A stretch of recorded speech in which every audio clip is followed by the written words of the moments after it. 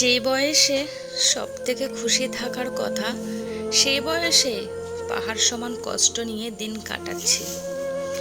কারণ প্রত্যেকটা মানুষ চায় সুখী জীবনযাপন কাটাতে, কিন্তু দুঃখ একটাই, সবার জীবনে সব কিছু থাকে না, আর এক জীবনে সবাই সব কিছু পায় না। ছোটবেলা থেকে কষ্টের মধ্যে দিয়ে জীবনটা গেল, আর এখনো যাচ্ছে। মাথার উপরে ছাদটাও নেই। ভবিষ্যৎ নিয়ে ভাবা তো অনেক দূরের কথা, বর্তমানটাই চলছে না। তবে এই খারাপ সময়ে যারা আমার সাথে খারাপ ব্যবহার করছে, অবহেলা করছে, আমার পেছনে আমার নিন্দা করছে, তাদের এই মুখগুলো হয়তো আমি একদিন ভুলে যাব, কিন্তু আমার বর্তমান ও ভবিষ্যৎই তাদের সঠিক জবাব দিয়ে দেবে। জানি না কি দিয়ে তৈরি এই মানুষগুলো, সামনে ভালো রূপ দেখায়, আবার পেছনে তাদের কাছে মনে হয় আমি একমাত্র পৃথিবীর সবথেকে খারাপ মানুষ। মানে যাকে বলে সামনে এক রূপ আর পেছনে অন্য রূপ। চালাকি সবারই বুঝি, কারণ এখন আমি আর বাচ্চা নেই।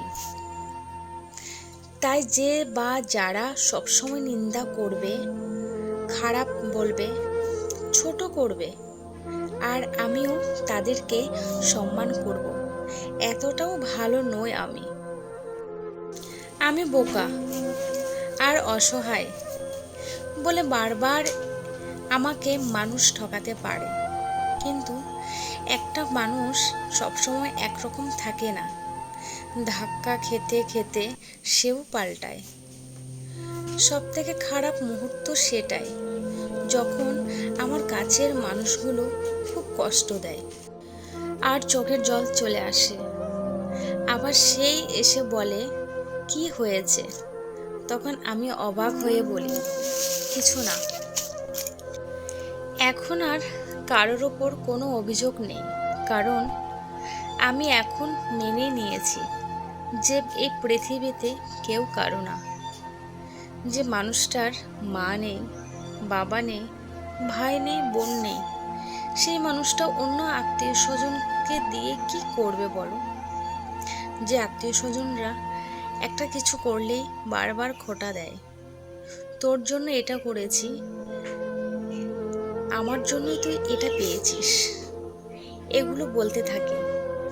আর কেউ তাদের এই উপকারের বা গুণের কথা কেন সবার কাছে প্রচার করে না, সেজন্য কথা শুনতে হয় আমাকে, অথবা এর থেকেও বড় সমস্যার সম্মুখীন হতে হয় আমাকে।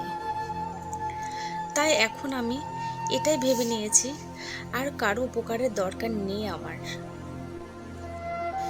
কারণ যে উপকারের অবদান আমাকে টাকা বা কষ্ট দিয়ে চুকাতে হয়, সেই মানুষদের কাছে আমি আর কোনো উপকার চাই না।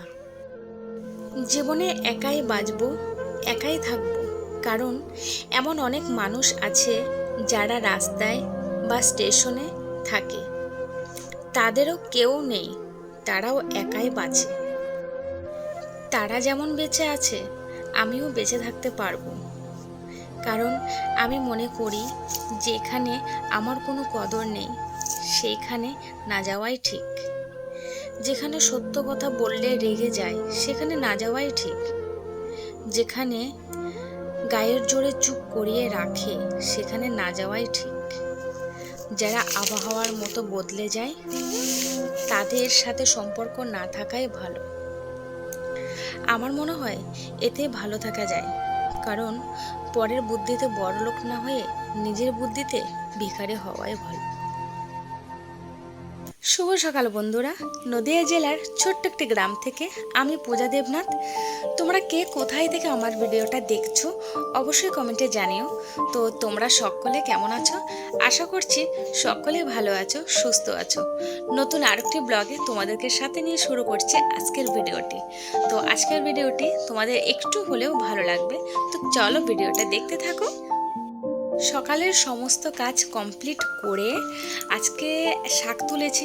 তোমরা হয়তো আমার ভিডিওতে দেখো আমি বেশিরভাগই শাক ভাজাটা খাই, কারণ আমার এই রসুন আর শুকনো লঙ্কা দিয়ে শাকটা ভেজে গরম ভাতের সাথে খেতে বেশ ভালো লাগে।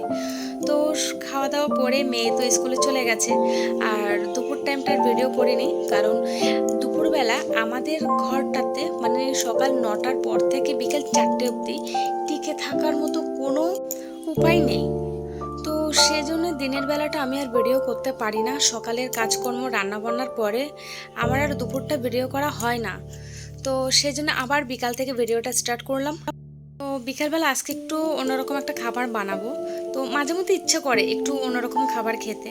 তো কিনে খাওয়ার থেকেও না ঘরে বানিয়ে খেতে খেতে বেশ ভালোই লাগে। একটু কষ্ট হয় বানাতে, বা বেশিরভাগ সময় হয়ই না জিনিসটা, তারপরেও আনন্দ লাগে। তো একটু আগে তোমরা দেখেছিলাম আমি মিক্সারে কিছু একটা পেস্ট মানে গুঁড়ো করেছিলাম, সেটা হচ্ছে ইস্ট।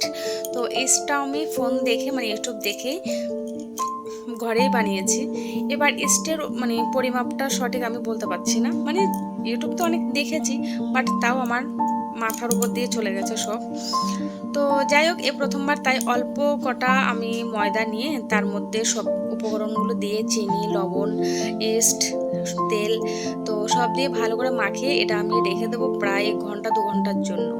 তারপরে দেখি এর অবস্থাটা কেমন হয়। আর আমি যতটা ফোনে দেখেছিলাম ময়দাটা র্যাপিং পেপার দিয়ে রেখেছিল যেন হাওয়া বাতাস না ঢোকে। তো আমার কাছে র্যাপিং পেপারও নেই, আর এমন কিছু নেই যে ভালো করে আমি আটকে রাখবো। তাই আমি একটা ক্যারের মধ্যে ঢুকিয়ে মুটকিটা আটকে দিলাম বাটির, কারণ এই মুটকিটা একটু লুজ আছে, হাওয়া ঢুকতে পারে। তো 2 ঘন্টা পরে দেখছি খুলে, মোটামুটি মনে হয় না ভালো হবে। তারপরে দেখি কেমন হয়, কারণ এটা ফুলে যাওয়ার কথা। হয়তো আমার ইস্টটা ভালো হয়নি, অথবা ইস্টটা পরিমাণে কম হয়েছে। তো সেজন্য যা দেখছি আর কি, কারণ আমি ফোনে যেটা দেখেছিলাম যখন এটা 2 ঘন্টা রাখা হয় ফুলে অনেকটা মানে বড় হয়ে যায়, তো সেটা হয়নি। তারপরে দেখে চেষ্টা করে তো এটা আমি এখন বেলে নেব। বেলে এখানে আমি কিছু রসুন কুচি, আর তো আমার কাছে ধনেপাতা ছিল না তাই আমি পুদিনা পাতা দিলাম। দিয়ে এটা ভালো করে আটকে যাওয়ার জন্য আমি আবার বেলনি দিয়ে আবার একটুখানি বেলে দেবো। তারপরে এরপর আমি আরেকটা বেলে নেব, দেখে কেমন হয়। আগেরটা আমি বেশি বড় করে ফেলেছিলাম, তো এটা একটু ছোট করব। মানে আমার রুটির যে তাওয়ার থেকে আমার রুটিটা বড় হয়ে গেছে। তো এখন এটাও সেম, তোমার রসুন কুচি আর পুদিনা পাতা দিয়ে আমি ছড়িয়ে দিলাম, আর উপর থেকে আবার একটুখানি বেলে দেবো। দেখতে কিন্তু বেশ ভালো লাগছে, এবার খেতে খাওয়ার পরে বোঝা যাবে যে জিনিসটা কেমন। তো আমি প্রথমে এমনিতেই উল্টে পাল্টে 2বার ছেঁকে নিলাম। ছেঁকে নেওয়ার পরে এটার মধ্যে আমি একটু বাটার লাগাবো। তো এটার উপরে একটুখানি বাটার লাগাবো, আবার ওটা উল্টে দিয়ে তারপর আবার এখানে একটু বাটার লাগিয়ে দেবো। তো বন্ধুরা, ভিডিওটা কেমন হয়েছে অবশ্যই কিন্তু তোমরা প্লিজ কমেন্টে জানিও। আর আবারও বলছি, যদি কোনো ভুল হয়ে থাকে প্লিজ আমাকে কমেন্টে জানিও। আর যদি ভিডিওটা ভালো লেগে থাকে প্লিজ একটু লাইক কমেন্ট শেয়ার করে আমার পাশে থাকো, আর আমার ছোট্ট পরিবারের সদস্য হয়ে আমাকে একটু সাপোর্ট করো। তো এদিকে দেখো আমার প্রায় হয়ে গেছে, এখন আমি এটা নামিয়ে নেব।